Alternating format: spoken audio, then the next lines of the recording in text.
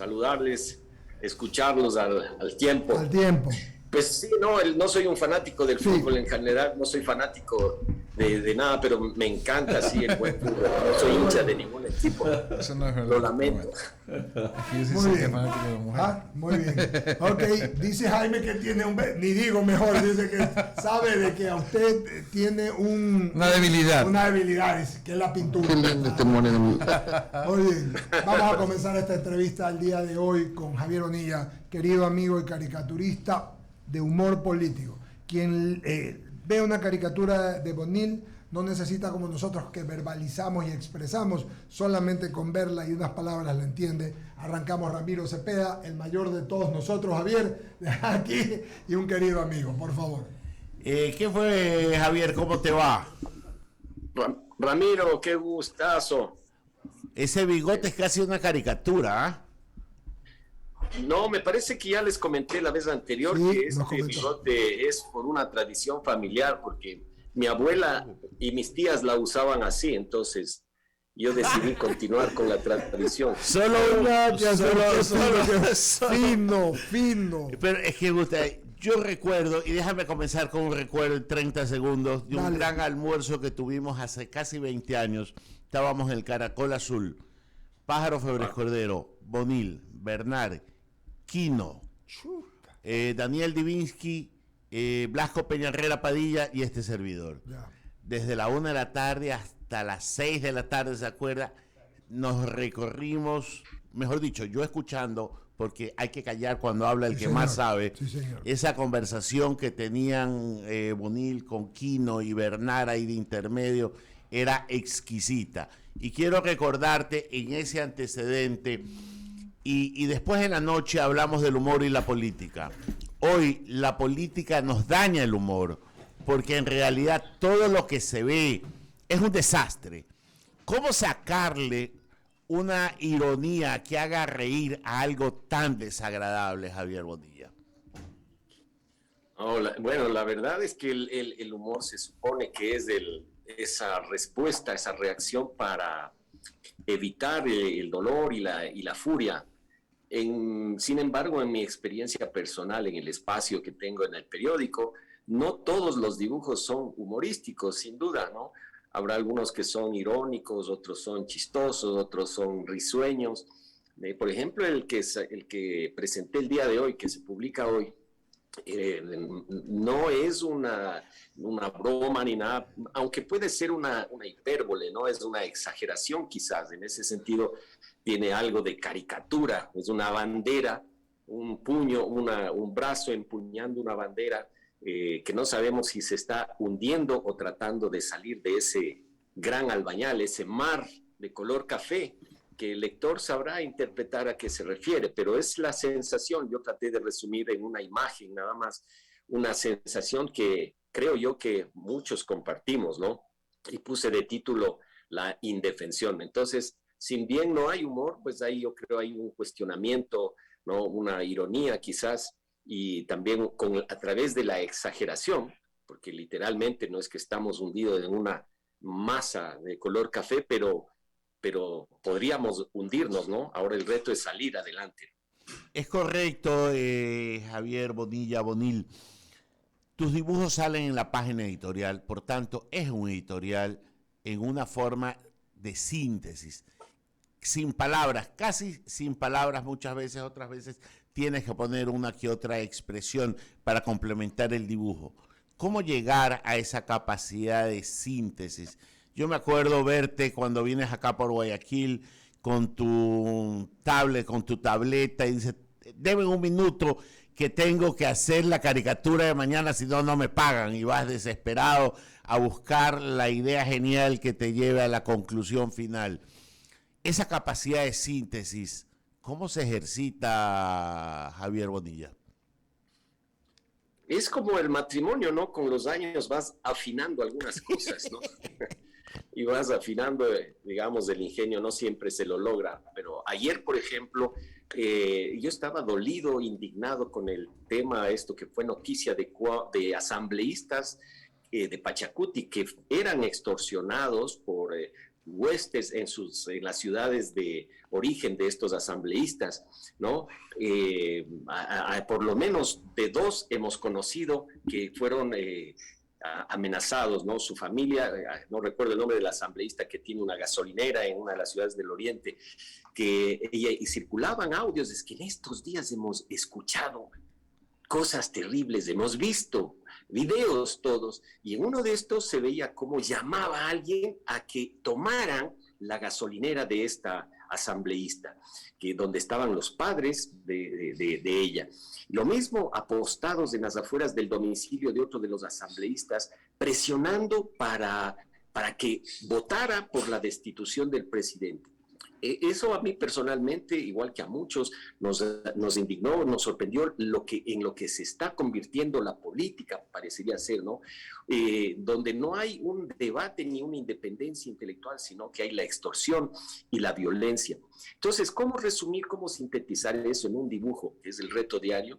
Bueno, se me ocurrió poner un revólver que era la expresión más clara de un asalto, ¿no? Pero para suavizar, digamos, le puse en la punta un guante de box, amenazando a alguien que levantaba los brazos en indefensión, ¿no? Y lo de hoy es eso también, ¿no? El dibujo, la pintura esa de la bandera hundiéndose, pienso que es una síntesis, donde todos vamos a sacar, nos va a evocar algo que hayamos vivido en estas 2 semanas, ¿no? Entonces, ese es el reto, ¿no, Ramiro? De generar algo que el lector, la lectora, pueda, porque ahora además hay que hablar con equidad de género, ¿no? Puedan sentir que les pueda evocar ese dibujo, ¿no? Sí, la verdad que bastante descriptivo, mi querido Bonil. Te paso a Jaime Velázquez, talentoso compañero aquí de nuestra radio, que no tiene bigote, pero que quiere preguntarte. ¿Qué tal? Yo le veo un bigote ahí arriba, en la parte de arriba le veo un bigote. ¿Cómo va, Javier? ¿Qué es tu vida? Qué gusto tenerte por acá. La verdad es que representar o graficar realmente la indignación o los sentimientos de la población es complicado sin herir en un momento dado el sentimiento de la otra persona, es decir, a quien tú estás, no criticando, pero digamos a quien le estás haciendo alusión en tu gráfica. ¿Cómo mantenerte en esa línea sin traspasarla? ¿Qué hace justamente el artista para no invadir justamente esa parte que muchos lo consideran como, digamos, no es una línea roja que no debes pasar? Bueno, es difícil. En las relaciones personales quizás es más fácil porque uno ve incluso el efecto de las palabras, pero creo que depende también ya del talante personal de cada quien. Yo me considero una persona respetuosa, me considero una persona afable incluso, y entonces eso hace que en general no pueda salir de mí una ofensa como tal, ¿no? De hecho, incluso si alguien me pita cuando estoy manejando, bueno, tal vez ahí pueda decir, hijo de madre, ¿no? ¿No? Entonces creo que ya la ética viene un poco de cada individuo, que es como un piloto automático hasta cierto punto. Sin embargo, Jaime, sí creo que vale la reflexión.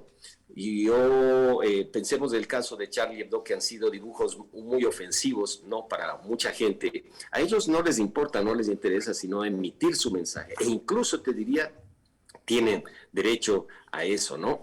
El problema es que corres el riesgo de que tu audiencia se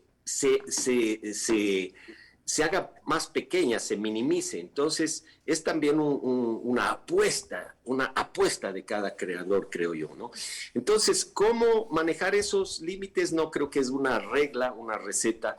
Depende de la ética de cada creador, de cada persona, e incluso aunque uno tenga ese tacto, Jaime, ya en mi experiencia personal he tenido algunos casos de gente o políticos que se han sentido ofendidos, pero porque no les gusta que les hagan caricaturas. Eso me pasó durante el gobierno de Rafael Correa. Entonces, cualquier caricatura resultaba para ellos una mentira, un insulto, una expresión de racismo, una expresión de clasismo, etcétera, etcétera. Entonces, eso también es muy relativo, ¿no? Totalmente de acuerdo contigo, la verdad es que es importante eso. Y ahora, en tu larga trayectoria, Javier, ¿cuáles han sido estas caricaturas que han marcado una diferencia en la vida del artista, en la vida de decir qué es lo que está sucediendo en este país? ¿Cuáles han sido estas caricaturas que han cambiado un poco el sentir de la gente o la vida de la gente?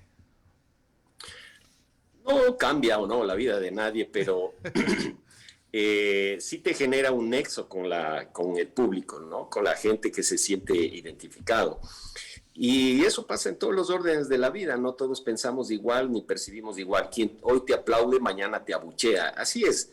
Y quien hoy te jura amor hasta la muerte, en 5 o 10 años pues estás divorciando y con un juicio tremendo, etcétera. Entonces, así es la vida, ¿no? Entonces, lo hermoso me parece son esos pequeños momentos de encuentro, de identidad, de complicidad, que hay que disfrutarlos y aprovecharlos. Pero cambiar la vida no solo me cambia a mí porque cuando entrego tarde, pues me llevo una buena jalada de oreja.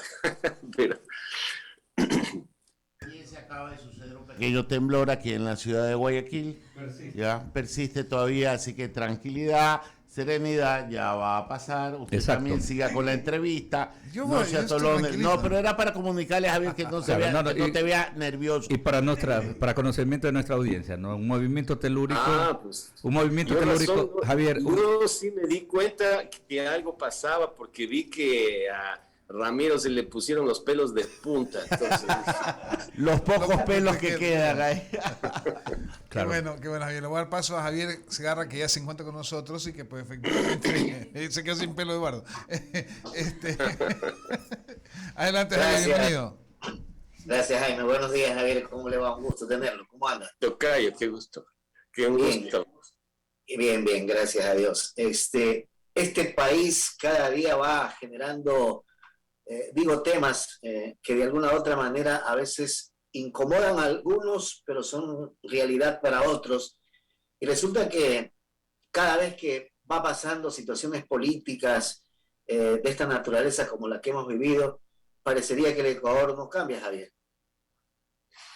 Y no va a cambiar, porque si pensamos en la coyuntura actual, Javier, yo me pregunto, ¿este paro ya terminó? ¿O está suspenso durante cuántos meses? Esta conflictividad va a seguir. Vamos recién el primer año. Y lo que hemos visto es una fragilidad, una debilidad del gobierno, una capacidad de respuesta débil. Y entonces esto, si no continúa igual, si no empeora, va a continuar igual, ¿no? Entonces, a mí me preocupa mucho, igual que a todos, esta inestabilidad del país, esta fragilidad más que inestabilidad, porque más bien es la estabilidad.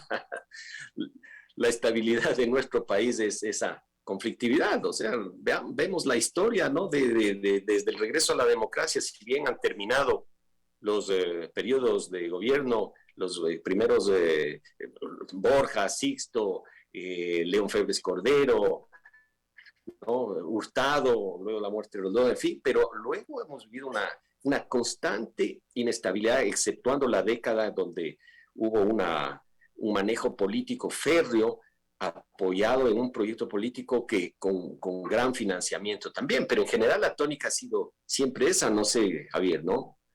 Sí, en eso coincidimos, Javier, porque realmente este país, desde la nueva democracia, allá por 1979 hasta la fecha, ni bien retornamos a la nueva democracia y comenzaron a generarse una serie de situaciones que realmente preocupan y seguimos en la misma situación.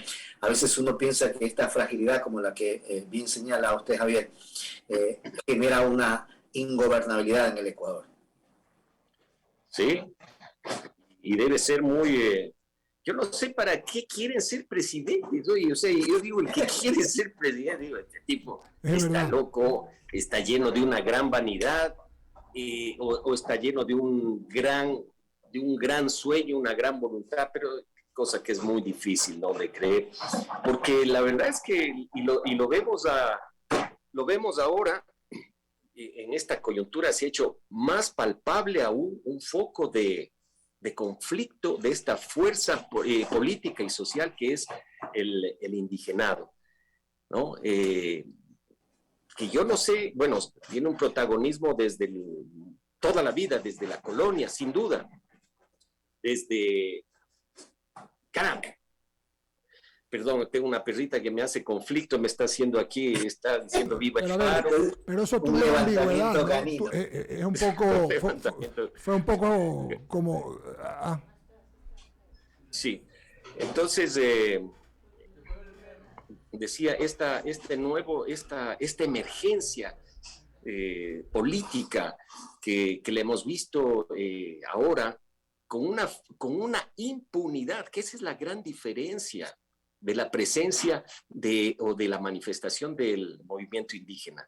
En los 90, las marchas con las grandes banderas por el agua, por la territorialidad, lograron la plurinacionalidad, que es un tema muy complicado y muy polémico también, ¿no? Los territorios que se les otorga y la autonomía, de cierta manera, que ejercen ahí con la justicia indígena, por ejemplo, ¿no? Pero lo que hemos visto ahora ha sido algo que ha desbordado la lógica política tradicional del movimiento indígena, acompañado como nunca de la violencia que puede haber existido en otras ocasiones con el cierre de carreteras, pero nunca con el chantaje y la extorsión y la impunidad con la que se ha manejado ahora. A mí esto me llama muchísimo la atención, Javier. Y a esto hay que sumarle, Javier, la imposición de lo que quieren en vez de sentarse a dialogar, pero proponiendo, no imponiendo. Exactamente, ¿no? Porque además son tan contradictorios esos 10 puntos, porque, bueno, no quiero repetir algo que es un lugar común que dice las justas reivindicaciones. Honestamente, justas reivindicaciones puede ser todo, ¿no? Y no es que soy indolente respecto a quienes viven la vida con más dificultad económica, no. Pero yo le diría al señor Issa lo siguiente, él está queriendo que baje el precio de las gasolinas al precio en que estaba anteriormente. Yo le preguntaría con toda sinceridad, señor Issa, ¿por qué mejor no pedimos que la gasolina esté a 50 centavos? Y no es sí, o sea, ¿por qué no? Entonces él se estará conminado a responder, bueno, ¿por qué no? O sea, la gasolina cuesta. Ah, cuesta, ¿no es cierto? Hay un proceso, hay una lógica técnica, que eso es lo que hay que hablar y discutir. Entonces, en general, por un lado, las propuestas eran recortar no petróleo, no minería, que está bien que no sea la minería en las cuencas hídricas, ¿no? Recortarlos, bajar, subsidiar la gasolina, eso quiere decir menos ingresos para el Estado, etcétera. Y por otro lado, exigir más gasto en salud, en educación. Bueno, algunos dirán no es gasto, es inversión. Sí, una parte, porque los sueldos sí es gasto también, ¿no? Entonces, esa incapacidad para entender el país y las finanzas, para entender cómo funciona la economía, es lo que ha hecho mucho daño. Y ahí tenemos el ejemplo de Lourdes Tibán, cuando en una entrevista de Yanedi Nostroza que le decía cómo ha subido el aceite, ¿no? La gente reclama esto de la gasolina y cómo ha subido el aceite. Janet le dice, pero Lourdes, eso es por la guerra. Y Lourdes Tibán dice, sí, pero hágale entender a las bases. Pero entonces, ¿para qué son los líderes? Si no es para educar, conducir, dirigir. Totalmente. Es correcto, totalmente. es correcto, es totalmente. Gracias, Javier, de mi parte. En el panel continúa Eduardo. Con una pregunta más para mi querido amigo Javier Bonilla, Bonil. Solamente una pregunta que hace Federico Weber, mi primo, que es fan de su trabajo, de tu trabajo, querido Javier, y pregunta, dice, primo, saludos al panel. Si alcanza, felizmente alcanzamos, puede preguntar cuál es la mejor caricatura que Bonil considere. De pronto no es una, Javier Bonil, 2 o 3, para que sepan, porque la gente se encanta siempre con tu criterio y con lo que tú digas, porque vemos tantas caricaturas. ¿Cuál consideras de las mejores que tú tienes? Puede ser la que en el orden que tú consideres. Mira, oye, qué difícil. Es difícil. Siempre digo que la mejor creo que es la siguiente, porque nunca me siento tan satisfecho en realidad, no siempre le termino viendo un pero, que si trasladara esa insatisfacción al campo del amor, tendría como unos 100 matrimonios, algo así, ¿no? Entonces, no llego a eso porque ustedes mismos saben que sería muy costoso. En cambio, estar insatisfecho con los dibujos de uno no implica mayor gasto, ¿no? Pero sí ha habido algunas que, bueno, como un hito, digamos, ha sido en mi carrera, indudablemente, en la época de Rafael Correa, la caricatura el allanamiento a la vivienda de Villavicencio, que con el pasar de los años hemos podido comprobar que todas las denuncias que reposaban en los equipos de Villavicencio se cumplieron. Parece mentira, pero todo es verdad. Sí, señor. Exactamente, ¿no? Javier, querido, mandarte un abrazo a la distancia. Te recordamos siempre y es increíble, ¿no? Porque este programa, que es un programa duro, muchas veces, porque es periodismo político, es comentario político, pero nosotros tratamos siempre de darle, como tú, una dosis de fina ironía para poner, como dicen nuestros montubios, para ponerle acento a la incumbencia y enarbolar los cristales. Cada que leemos y vemos una caricatura, logramos lo mismo. Te mandamos un abrazo, Javier, y esperamos verte pronto personalmente y que ese almuerzo que nos va a invitar Ramiro a todos, cuando vengas, sea así tan largo. Bonil sabe que yo no soy devoto de la Virgen del Codo. Yo he dicho lo contrario. Así, tranquilo. Dije que nos invita Lo que pasa es que a la vejez se ha vuelto pechugón. Bonito. Me apunto yo a ese almuerzo, Ramiro. Sí, señor. Nos invitó ya Ramiro de una vez, a toditos, incluyéndolo a Charlie. Encantadísimo. Un abrazo. No me llamo Javier, eso es para los dos.